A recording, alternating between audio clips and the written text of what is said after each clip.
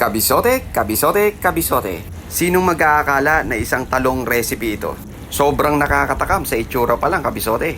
At take note, less than 100 pesos lang nagastos natin dito, kabisote. Another sulit tipid meals na naman yung masishare natin ngayon para sa araw na to, kabisote.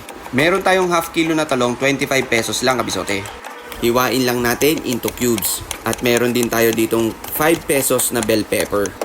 4 na butil ng bawang at 1 medium size na onion. Hiwain lang natin ng maliliit at gagamitin natin yan panggisa, kabisote. After natin ma-prepare lahat ng gagamitin para sa recipe na to, simulan na natin sa pagprito ng mga talong. Imekos-mekos mo lang, budburan mo ng konting asin. Lutuin mo lang hanggang sa magkaroon ng browning, then set aside. Then igisa naman natin yung mga aromatics, bawang, sibuyas, bell pepper.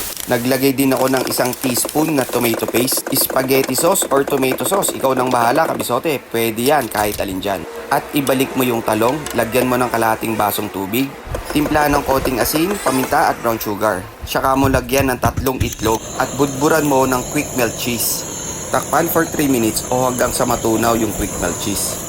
Optional, pwede mong i-blow torch para mas nakakatakam yung lasa niya, kabisote. Tip ko sa'yo, kabisote, dagdagan mo yung sauce para hindi kayo mabitin. Try mo tong recipe na to, siguradong magugustuhan mo to, kabisote. O, ano pang hinihintay mo, kabisote? Tara, kakain na!